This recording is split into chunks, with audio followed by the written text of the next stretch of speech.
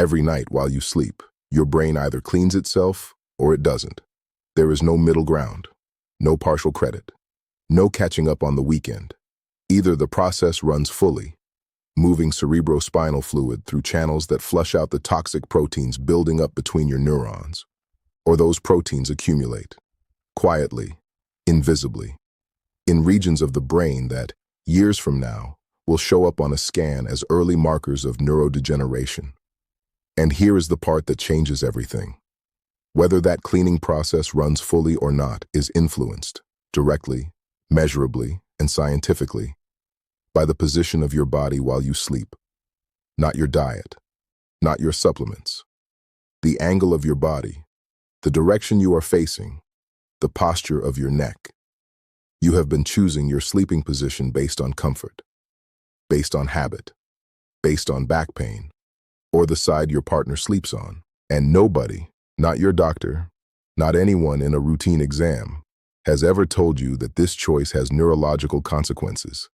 That done wrong, it may be reducing the efficiency of the only system your brain has to clean itself at night. I want to fix that tonight. My name is Dr. Ethan Cole. I specialize in sleep neuroscience and cognitive aging, the biological processes that determine how fast your brain gets older. Tonight, I am going to explain what your brain actually does while you sleep, why it depends on mechanics you have never considered, and what you can change starting tonight to give it the best conditions to do that work. Stay with me until the end. The last thing I tell you will be the simplest, and it may be the most important thing you do before you go to sleep tonight. Let's start with something that was not known until 2012. Before 2012, the scientific understanding of what the brain does during sleep was essentially this. The brain rests. Neurons fire less. The body performs maintenance. And the brain, which lacks the lymphatic system the rest of the body uses to drain waste, was thought to handle its own waste locally, in ways that weren't well understood. Then researchers at the University of Rochester published a discovery that changed neuroscience. They found that the brain does have a dedicated waste clearance system. It operates using glial cells and cerebrospinal fluid in a way no one had previously documented. They called it the glymphatic system. And what they found was that this system operates primarily, almost exclusively, during deep sleep. During wakefulness, glymphatic activity drops by approximately 90%. While you are conscious, right now, your brain's cleaning system is running at roughly 10% of its capacity. The cleaning happens at night, and it only happens fully when the conditions are right. During deep slow-wave sleep, the NREM stage 3 phase that dominates the first half of the night, something extraordinary happens inside your brain tissue. Neurons reduce their firing rate, and as they quiet, the cells themselves physically contract. Brain cells shrink by approximately 60% during this phase, creating expanded channels between them that do not exist while you are awake.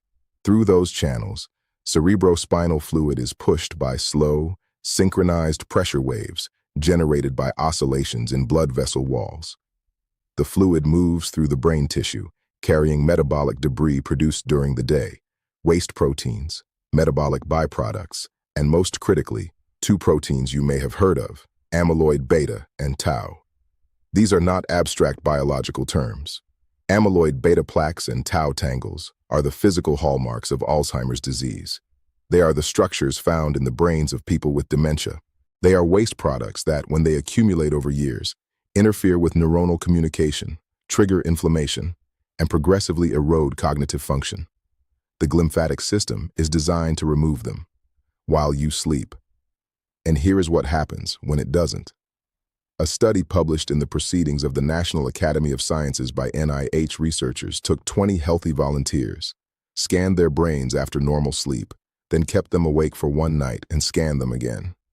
One night of sleep deprivation caused a significant increase in amyloid beta burden in the hippocampus, the region most critical to memory, and in the thalamus. The proteins that should have been cleared had accumulated in a single day of missed cleaning. Washington University researchers went further. They found that sleep deprivation caused tau levels in brain fluid to double, not in animals, in healthy human adults, over a single night of disrupted sleep. Now think about that not as a single night, Think about it as a pattern, as months, as years, because the data on cumulative impact is where this becomes urgent. A 2023 study found that in older adults, a 1% decrease in time spent in deep sleep corresponded to a 27% increase in dementia risk. Not from dramatically poor sleep, from 1% less deep sleep per night. The researchers examined this across populations of older men and women and found the relationship to be consistent and independent of other known risk factors. This is what is happening inside your brain while you do something you think of as passive. Now, where does your sleeping position enter this picture?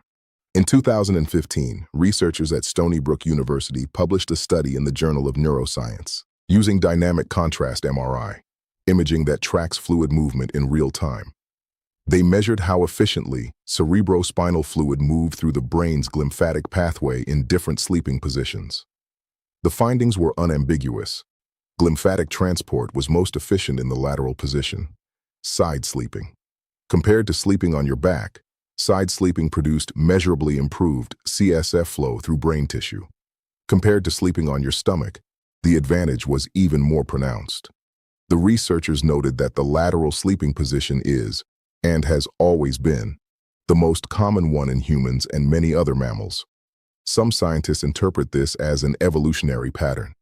The body learned, across millions of years, what we are only now confirming with brain imaging. Most Americans are not sleeping in that position.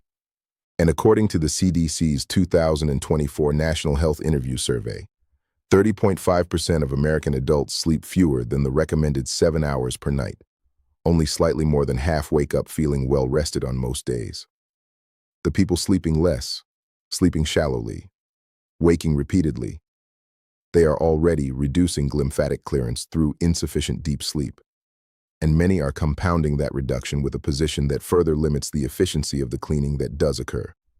Let me explain what each position does, specifically and mechanically. Stomach sleeping is the worst position for brain health. Not because it's uncomfortable, because of what it does to your neck and your brain's blood supply. When you sleep on your stomach, you cannot breathe face down into the mattress. You rotate your head, always to the same side, every night for years. Your neck is rotated up to 90 degrees for 7, 8, sometimes 9 hours. Running along the sides of your cervical spine are two arteries called the vertebral arteries. They travel upward through the bones of your neck and supply blood to the brainstem and posterior brain, the regions responsible for memory processing, coordination, and executive function. When your neck is rotated and held there for hours, the vertebral artery on the compressed side is partially occluded. A December 2024 case report in the Journal of Stroke and Cerebrovascular Diseases documented a woman who experienced 3 separate episodes of restricted blood flow to the posterior brain, attributed directly to her habit of sleeping prone with her head turned to one side. The authors concluded that extended head rotation during sleep should be considered a risk factor, and stated explicitly that when patients present with posterior circulation events upon waking, clinicians should ask about sleeping position. If you sleep on your stomach, the most important thing I can say tonight is stop. Not gradually. Tonight. Back sleeping is better than stomach sleeping, but it has a specific mechanical problem that most back sleepers don't know they are creating. When you sleep flat on your back, the soft tissues of your throat naturally fall backward under gravity. For many people, this partially or fully closes the airway, the condition called obstructive sleep apnea. But even for those who don't qualify for that diagnosis, back sleeping increases airway resistance, reduces breathing depth, and periodically drops blood oxygen saturation throughout the night. Each time oxygen drops, even briefly, the brain receives slightly less than it needs. The heart responds with a pressure increase, and the glymphatic system, which requires stable, undisturbed deep sleep to operate at capacity, is interrupted. Additionally, a study in the Journal of Clinical Sleep Medicine found that even modest head elevation, 15 degrees above flat, produced measurable improvements in intracranial pressure and nighttime cerebral blood flow dynamics. The morning headache behind the eyes or at the base of the skull, the one that disappears after coffee, is often the brain signaling that intracranial pressure was elevated through the night. That is not aging. That is a recoverable position-related problem. Side sleeping is the position the research supports as most efficient for brain clearance. But two errors even consistent side sleepers make can partially negate the benefit. The first is pillow height. A pillow too thin drops your head toward the mattress, creating lateral neck flexion that compresses the vertebral artery on one side. A side sleeping pillow needs to be thick enough to keep your head level, neck neutral, cervical spine in a straight line from shoulders to skull. The second is arm position. Tucking the arm under the body compresses the neurovascular bundle running through the shoulder. The tingling, the numb arm when you wake, that is vascular and neurological compression that occurred for hours while you slept. Sleep with your arms in front of you. The difference in how your shoulders and neck feel by morning will confirm the change within days. Now I want to come back to deep sleep itself, because position supports the process, but the process requires deep sleep to exist at all. And deep sleep has a problem most people over 40 are not aware of. It is declining. Every year, slow-wave sleep begins to diminish in volume starting in the late 20s. By 60, a man may have 80 to 90% less slow-wave activity than he had in his 20s. Women experience a less severe decline, but a decline nonetheless. And the consequences are now quantifiable. Each 1% reduction in slow-wave sleep. That 27% dementia risk increase. This is happening right now. In people who feel fine. In people sleeping their 7 or 8 hours. The quantity is there. The specific architecture, the slow-wave phases that activate glymphatic clearance, is quietly eroding. And what accelerates that erosion most rapidly is something almost everyone in this audience does every evening. Screen use after dark. Your brain's transition into slow-wave sleep is governed by melatonin, produced by the pineal gland when light levels drop. The photoreceptors in your eyes that control this process are maximally sensitive to blue wavelengths, between 460 and 480 nanometers. The exact wavelength emitted by every phone, laptop, and television screen you own. When you use a screen after dark, even at reduced brightness, even with a night mode setting, those receptors fire. They signal your brain's master clock that it is still daytime. Melatonin production is suppressed. The cascade that leads your brain into slow-wave sleep is delayed.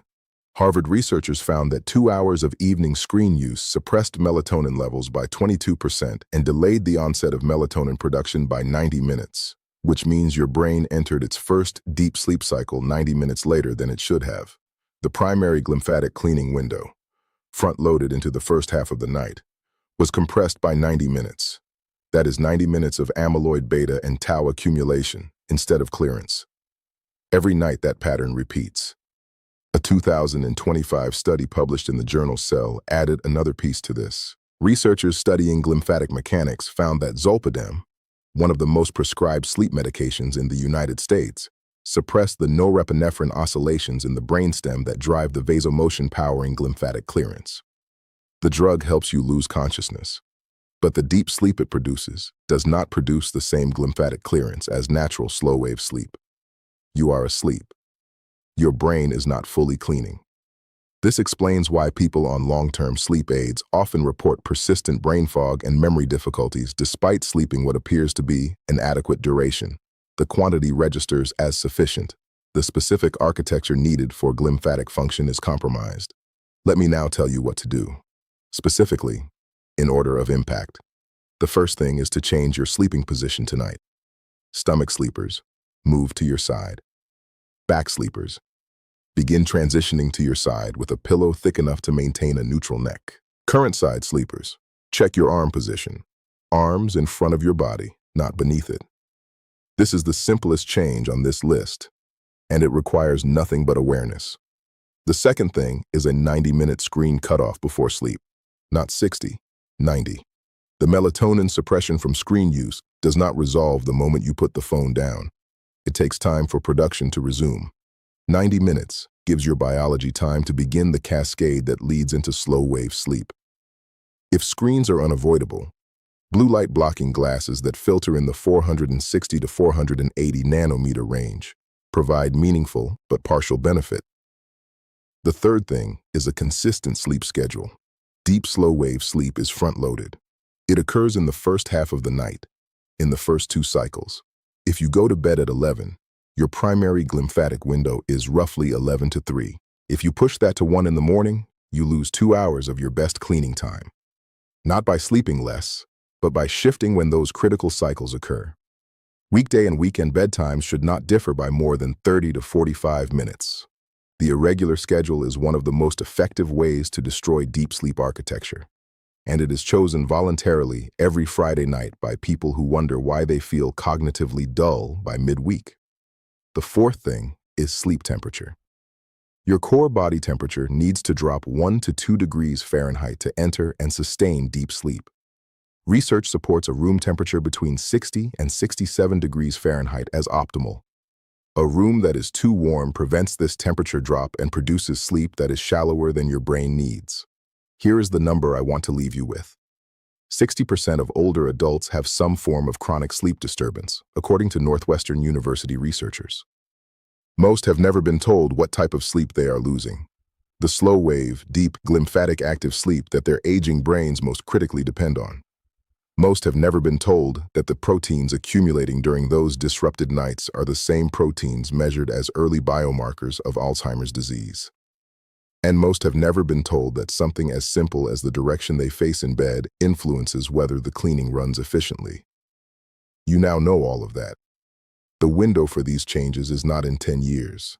It is tonight, and every night from here forward.